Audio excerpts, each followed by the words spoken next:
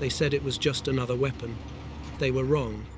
When the first engine roared, the ground itself shivered. A monster of steel awakened from the darkness of mankind's ambition. The T-28 super heavy tank was not built for war. It was built to end it. But war does not end. It feeds. It remembers. It haunts. Through snow, blood, and silence, it crawled across ruined cities and frozen fields, carrying men who had already seen the edge of hell. Each turn of its track wrote a new scar on the earth. Each shot a scream swallowed by history. And when the war was over, nothing truly ended. The soldiers vanished. The battlefields grew quiet. But somewhere, beneath the cold soil and shattered iron, the machine still breathes. Some ghosts don't die. They rust. In 1942, the blazing deserts of North Africa became the proving ground for America's pride, the M4 Sherman tank. Soldiers believed it unstoppable, a symbol of U.S. power rolling against Rommel's Afrika Korps. But illusion met reality at Sidi Bou Zid. German Panzer IVs, armed with long 75mm guns, tore through Sherman armor with ease. Tanks erupted into fireballs. The crews called them Ronsons, lights every time. At Kasserine Pass, the defeat was catastrophic. Shermans were destroyed before they could even return fire. Reports to Washington were grim. Mechanically reliable but tactically obsolete. The dream of American superiority died in the desert's heat, but from its ashes rose a new idea, a tank that could never again be outgunned. A monster of steel was about to be born, the T-28 super heavy tank. In 1943, deep inside the Detroit arsenal, engineers gathered around blueprints that looked more like a fortress than a tank. The defeat in North Africa had lit a fire. America needed a machine that could crush any German armor.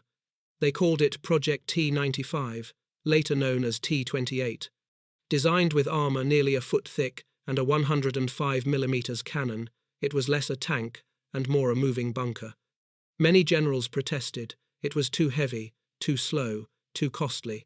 Yet visionaries like engineer Henry Hatch believed power, not speed, would win wars. "We'll build a tank so strong," he said, "no German gun will ever pierce it." As welders sparked and steel roared, the age of the Sherman began to fade, and the legend of the super heavy tank was born. By late 1943, the T-28 prototype stood like a sleeping giant, 77 tons of raw metal and ambition. But dreams turned into frustration. The tank moved slower than a marching man, its massive tracks often tearing under its own weight. The engine overheated, transmissions failed, and bridges groaned under it.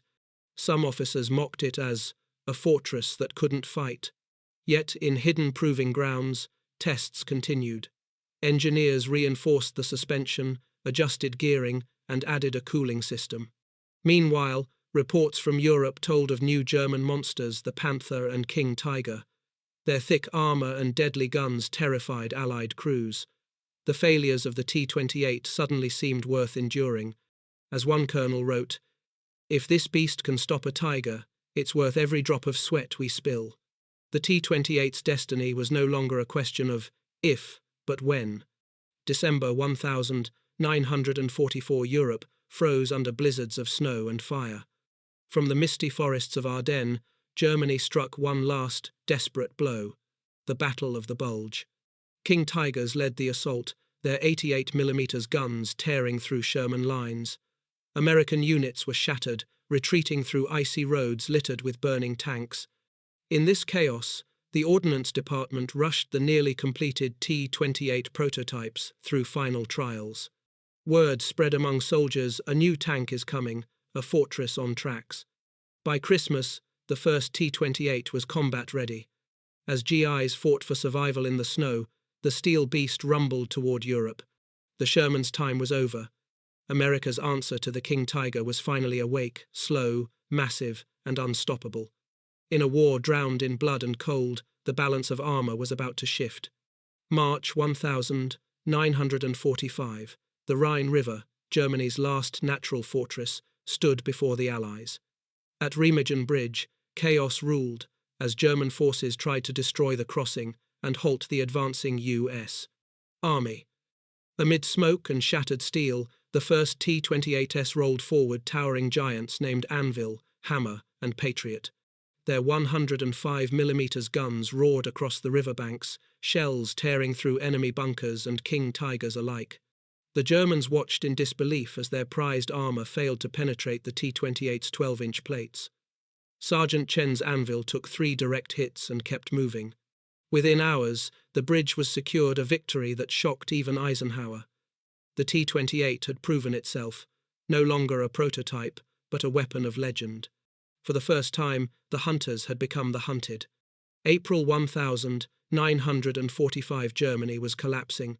Cities burned, skies thundered, and the Reich's last defences crumbled under Allied fire.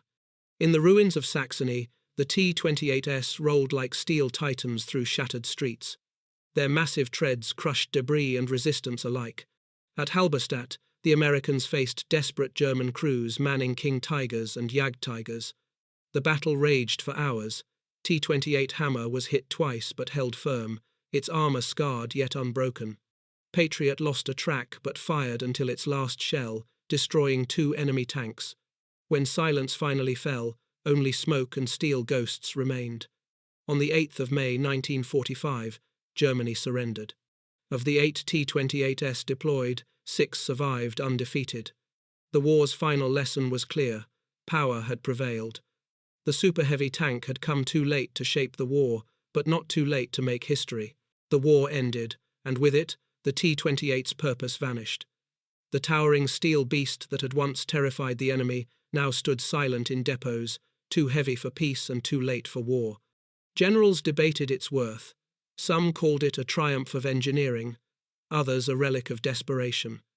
By 1947, the project was cancelled. Most T-28s were scrapped for metal. Yet 2 survived, one sent to Fort Knox, the other forgotten in the woods of Fort Benning, until rediscovered decades later, rusted but intact. Visitors who see it today stand in awe of its sheer scale, 95 tons of history, a monument to human ingenuity and fear. The T-28 never fired another shot, but its shadow lingered, shaping future designs like the M103 and modern Abrams. A silent reminder that in war, even giants can be forgotten, but legends never die. In early 1943, deep within the Detroit Arsenal's concrete halls, a quiet revolution began. The failures of the Sherman had ignited a new mission: to build a tank that could never again be outgunned. Engineers gathered around long metal tables, blueprints spread across them like battle maps. At the center stood Henry J. Hatch, a man with oil-stained hands and an unshakable vision. "If the Germans can build tigers," he said, "we can build something that eats tigers." His concept was radical armor thicker than any gun could pierce, and firepower powerful enough to crush concrete bunkers. They called it Project T-95, a name that whispered of mystery and might. As sparks flew from welding torches, Detroit's forges roared to life. America wasn't just building a tank anymore, it was forging vengeance in steel. By mid-1943, the drawing rooms of the Detroit Arsenal turned into a battleground of ideas. Engineers argued over every inch of steel weight versus mobility, armor versus practicality. Some demanded a faster medium tank, while others, led by Hatch, envisioned a land battleship. "We're not designing a racer," he said. "We're designing a survivor." Early blueprints showed a machine nearly 33 feet long, with armor thicker than 12 inches and a monstrous 105mm T5E1 cannon. Critics claimed it would be too heavy for any bridge, too slow for any front line. But the Army Ordnance saw potential: a psychological weapon, not just a machine. Every bolt, every rivet, carried both hope and defiance. The T-95 wasn't just being built to fight, it was being built to end the fight. In early 1944, the first T-95 prototype was hauled to the Aberdeen Proving Grounds under heavy guard. Soldiers stopped and stared as the massive tank crawled off the transport. Slow, silent, and terrifying. Its treads crushed the earth like thunder. The first test began at dawn: acceleration, turret rotation, armor resilience. Within minutes, the ground shook. The tank moved but barely. Its top speed was just 8 miles per hour. The engine overheated, the gearbox jammed under pressure. Mechanics swarmed over it, tightening bolts, checking hydraulics, cursing the weight. Yet when 88mm shells were fired at its armor, they bounced off harmlessly. The men cheered. "She's slow," one soldier said, grinning, "but she's invincible." The T-95 had passed its first trial not with speed, but with sheer endurance. It was a beast the world had never seen before. By the autumn of 1943, the blueprints had become blue fire. Inside the Detroit Arsenal tank plant, the first T-95 prototype began to take form. Massive steel plates, each weighing several tons, were welded together under showers of orange sparks. Workers nicknamed it the Steel Wall. The air smelled of smoke and ambition. Every component had to be custom built. No existing parts could bear the tank's weight. The suspension groaned, engines screamed under strain, and welders worked night shifts to meet impossible deadlines. Hatch often walked the factory floor in silence, tracing the tank's silhouette with his eyes. "This isn't just a machine," he whispered once. "It's armor for every man who never came home." When the final plate was bolted on, the T-95 stood towering and defiant, a monument to American resolve. Born from loss, built for revenge. By mid-1944, the T-95 had divided the U.S. Army. In Washington, generals and strategists debated its fate behind closed doors. Some saw it as a miracle weapon, an unstoppable fortress that could storm any German line. Others called it a waste of steel and time. "A tank that can't cross a bridge is not a weapon, it's a prison," one colonel barked. Production costs soared, and logistics officers warned that no existing transport could carry it easily across Europe. Yet Henry Hatch refused to yield. He stood before the board, his voice steady. "Gentlemen, wars are not won by compromise, they're won by conviction." Outside, in the proving grounds, the T-95 waited silent, patient, indestructible. The arguments in the offices could not change what stood in the mud. A promise forged in steel, waiting for its battlefield. As 1944 drew to its brutal end, grim news arrived from Europe. The German Tiger II, or King Tiger, was tearing through Allied lines with armor so thick that Sherman shells shattered against it like glass. Panic spread through command rooms. America's tanks were outmatched. In Detroit, the pressure mounted. Engineers worked day and night, racing the calendar and the enemy. Every telegram from the front felt like a countdown. "We're running out of men faster than we can build machines," Hatch murmured. The T-95's final systems, its massive gun mount, reinforced suspension, and new powertrain were pushed to their limits. There was no more time for perfection. "Even if it crawls," Hatch declared, "it will crawl to victory." Under dim factory lights, the T-95's engine thundered to life. Its echo carried a promise and a warning. The giant was almost ready to walk into war. By early 1945, the T-95, now redesignated T-28 Super Heavy tank, stood complete. Gleaming under factory lights, it looked less like a tank and more like a moving fortress. Technicians checked the 105mm cannon, loaders tested the massive breech, and mechanics fine-tuned the twin tracks that could bear its 95-ton frame. The war in Europe raged on, but hope flickered. Maybe this machine could turn the tide.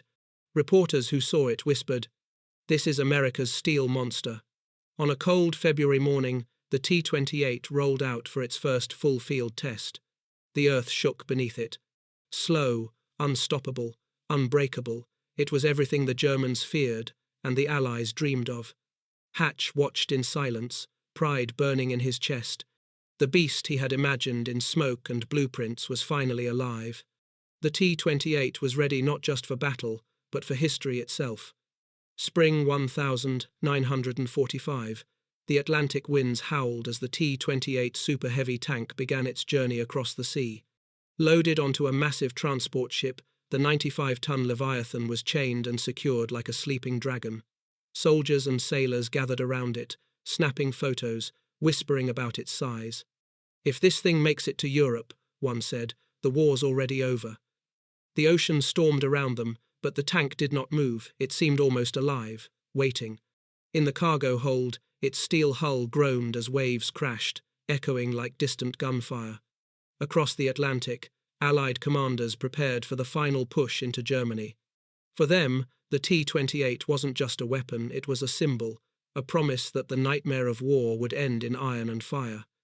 As dawn broke over the grey sea, the beast of steel sailed toward destiny.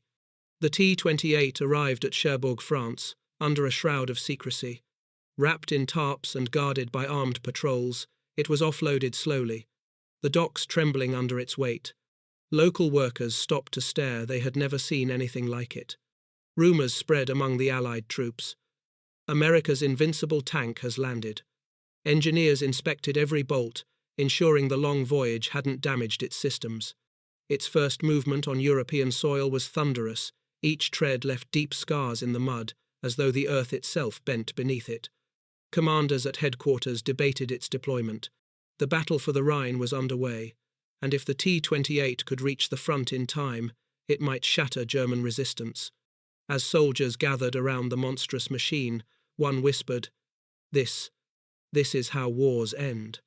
The T-28 had arrived, and Europe would never be the same again.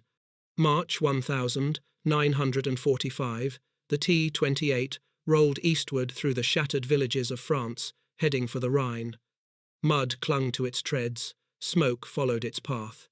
Everywhere it went, soldiers stopped to watch, some saluted, others simply stared in disbelief. Near the town of Remagen, the front was alive with artillery and flame. German guns still roared from the far bank, trying to destroy the Ludendorff Bridge.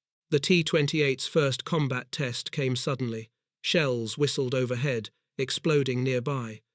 But the tank did not flinch. Its 105mm cannon thundered, silencing a hilltop bunker in one shot. The recoil shook the ground. Even veterans were awed.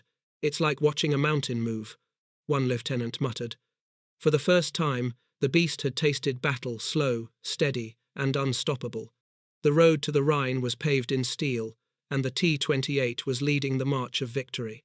The Ludendorff Bridge at Remagen stood like a wounded titan, over the Rhine, scarred, trembling, but still standing. German forces rained artillery from the far bank, desperate to destroy it before the Allies could cross. Into this chaos, the T-28 super-heavy tank advanced. Its treads crushed debris, sparks flying beneath its 95-ton frame. The bridge groaned under its weight, every beam shrieking in protest. Soldiers ran alongside, praying it would hold. Enemy shells exploded all around, yet the T-28 moved forward, smoke and fire wrapping around it like a crown. When it reached the center, its massive gun roared, blasting through a German pillbox with a single thunderous shot. The crossing succeeded. The Allies had a bridgehead into the heart of Germany. That day, men spoke in awe. The bridge survived, because the tank refused to die. The T-28 had earned its name the Iron Savior of Remagen. April 1945, Germany was collapsing, but it refused to die quietly. Cities burned, rivers boiled with debris, and every mile toward Berlin was paid for in blood. The T-28 rumbled through the ruins, leading columns of Shermans and infantry. Its armor bore the scars of battle, blackened and dented, but unbroken. German soldiers called it Der Stahlteufel, the Steel Devil. In one brutal skirmish near Kassel, the T-28 took direct hits from two 88mm guns and kept advancing, its cannon tearing through enemy strongholds like paper. Civilians hid in basements, trembling as the ground shook under its march. For the soldiers following behind, it became a symbol of inevitability, a promise that the war's end was near. By the time it reached the Elbe River, the world knew. The era of the heavy tank had arrived, and the shadow of the T-28 stretched all the way to Berlin. May 1945 Berlin was a graveyard of stone and smoke. The sky burned red as the last guns of the Reich screamed their defiance. Through the ruins, the T-28 moved like a steel ghost. Every street was a battlefield, every building a fortress. Soviet and American forces closed in from opposite sides, racing toward victory and history. The T-28's cannon thundered one final time, crushing a German strongpoint near the Reichstag. When the echoes faded, only silence remained.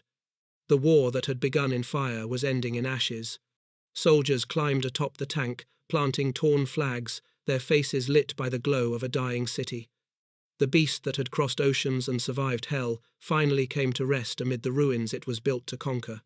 For the first time, the T-28's engine stopped not in defeat, but in fulfillment. The giant had done its duty. When the guns of Europe finally fell silent, the T-28 super heavy tank stood without a battlefield. Peace had returned, but there was no place for giants in peace. The army decommissioned it quietly, its armor still gleaming, its heart still strong.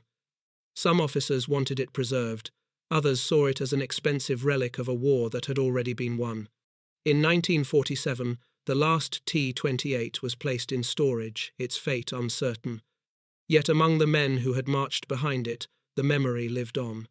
They spoke of the day they saw a tank that no weapon could destroy, a beast that carried courage on its tracks. Decades later, historians would rediscover it in a forgotten yard, rusted but proud. Standing before it, people felt the echo of its power. The T-28 had outlasted empires, wars, and time itself, a legend of steel, silence, and strength. 1946. A new peace blanketed the world, yet the forges that once roared with war fell silent. Inside a quiet army depot in Aberdeen, Maryland, the T-28 stood motionless, its steel skin cold under the morning frost. No orders came, no engine started. Mechanics passed by it with mixed emotions, awe, respect, and sorrow. The machine that had crossed the Rhine and faced the flames of Berlin now waited for a purpose that would never come. Reports labeled it obsolete, its weight and armor no longer needed in a world dreaming of peace. Henry Hatch, the man who had fought to build it, visited one last time. He placed a hand on its armored hull and whispered, "You did what you were built for, even if the world forgot." As he turned away, the hangar lights dimmed, leaving the T-28 in silence, the last titan of a vanished war. By 1947, the T-28's name had vanished from army reports. The great tank that once symbolized American might was now just a number in storage logs. Vehicle T-28, status, inactive. Dust gathered on its armor, weeds crept through its treads. New technology rose faster, lighter, more practical machines, while the T-28 stood still, watching the world move on. Its engineers were reassigned, its blueprints locked away. Some whispered that it had been a mistake, a relic of fear rather than genius. Yet to those few who remembered, it was more than metal. Veterans spoke of it in hushed tones at reunions. That thing could take a beating like nothing else. Forgotten by the world, buried in reports and rust, the T-28 became a silent monument to an age of giants sleeping beneath layers of time and indifference. Through the 1,950 seconds, the T-28 all but disappeared. Moved from base to base, its records misplaced, its location forgotten. Eventually, it was left in the quiet woods near Fort Benning, Georgia, covered in moss and pine needles. Seasons passed. Rain streaked its armor. Roots grew through its treads. Birds nested in its turret, and vines wrapped around its cannon like chains of time. Soldiers on patrol sometimes stumbled upon it, calling it the sleeping beast. Most didn't believe it was real, a myth told by old mechanics. Yet the T-28 remained, patient and proud, as if waiting for someone to remember. The Cold War raged. New machines like the M48 Patton and M60 rolled across the world, but none carried the same weight of legend. Beneath the whispering pines, the last of the super-heavy tanks slept not defeated, only forgotten. In the summer of 1970, a group of soldiers conducting training exercises near Fort Benning stumbled upon something colossal beneath the trees. At first, they thought it was a bunker, a curved wall of rusted metal half buried in the soil. But as they cleared away the vines and mud, the truth emerged. The forgotten T-28 super heavy tank, silent but intact. Its armor was scarred by time, yet its form remained majestic like a sleeping god rediscovered. Word spread quickly through the base. Historians and engineers rushed to confirm it. "It's not possible," one whispered, running a hand across the massive hull. It shouldn't even exist anymore. Cameras clicked, notebooks filled, and the legend of the T-28 was reborn. After 25 years of silence, the beast had returned not to war, but to history, where it belonged. By 1974, the US Army officially confirmed the discovery of the long-lost T-28 Super Heavy tank. Crews were sent to recover it from the forest, a task as monumental as the tank itself. Heavy cranes groaned, chains snapped, and engines strained to pull the 95-ton relic from its earthy tomb. When sunlight finally hit its armor, it gleamed once more, worn but undefeated. Transporting it to Fort Knox became a national event among military historians. Mechanics cleaned the rust, restored its markings, and repainted the faded white stars on its hull. Veterans who had once seen it in Europe visited the site, some saluting in silence. "It's like seeing an old friend again," one said softly. By 1980, the T-28 stood proudly in the Patton Museum of Cavalry and Armor, not as a weapon of war, but as a monument to human endurance and to the steel heart of history itself. From the 1,980 seconds onward, the T-28 Super Heavy tank became more than a relic. It became a legend. Standing tall at the Patton Museum, it drew thousands of visitors each year, its immense frame casting a long shadow across generations. Historians marveled at its design. Engineers studied its armor, calling it decades ahead of its time. Children stood beneath its cannon in awe, unable to imagine a world that once needed such power. Time had transformed the monster of war into a teacher of peace. Its silence spoke louder than any battlefield victory, a reminder of what humanity can build and what it must never again unleash. The T-28 never fired again, yet its presence endures in museums, in books, in the hearts of those who stand before it. The beast sleeps, but its echo lives forever, a symbol of courage, creation, and consequence. As the Cold War entered its final decade, the memory of the T-28 Super Heavy tank began to influence a new generation of military thinkers. Engineers studying tank survivability often cited the T-28's revolutionary armor, its multi-layered steel plating, and low-profile hull as concepts far ahead of 1,940 seconds technology. The M1 Abrams, the pride of modern US armor, inherited part of that philosophy: protection before speed, precision before chaos. In design rooms, veterans of the Armor Corps spoke of the old Super Heavy, a machine that taught them respect for endurance. The T-28 had proven one truth, that power without purpose fades, but innovation never dies. Though it never fought a battle, its spirit rolled quietly into the DNA of every modern tank that followed, shaping the balance between might and wisdom in a new age of warfare. By the 1,990 seconds, the world's militaries had entered an age of precision and technology, yet the lessons of the T-28 still lingered in the blueprints of the future. Defense engineers revisited its structure to study weight distribution, modular armor, and impact resistance. While computers and satellites replaced raw steel as tools of dominance, the philosophy of absolute protection that birthed the T-28 echoed in every modern armored project. In military academies, its story was taught as a paradox: a weapon too strong for its time, a machine both brilliant and impractical. The T-28 wasn't a failure, one instructor wrote. It was a glimpse of tomorrow, built too soon. As nations reduced their tank fleets and turned toward mobility, the T-28 reminded them that power must always serve purpose, and that even forgotten machines can shape the destiny of those who come after. The dawn of the 21st century brought a new kind of battlefield, one ruled not by sheer mass, but by data, sensors, and precision. Yet, within the circuits of progress, the T-28's DNA still pulsed quietly. Modern engineers looked back at its uncompromising armor and saw a principle that even silicon couldn't replace: survivability. The rise of composite materials, reactive armor, and automated defense systems all traced philosophical roots to the idea the T-28 embodied endurance through innovation.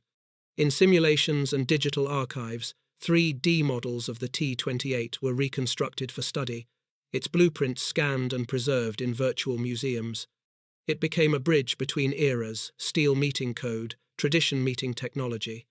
In the age of drones and cyber warfare, the T-28 stood as a silent mentor, reminding humanity that strength, in any age, begins with the courage to build the impossible.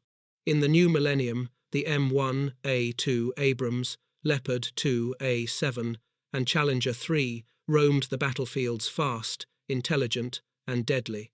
Yet beneath their digital armor and reactive plates lay the spirit of the T-28 super heavy tank. The lessons of over-engineering, survivability, and modular design were not forgotten.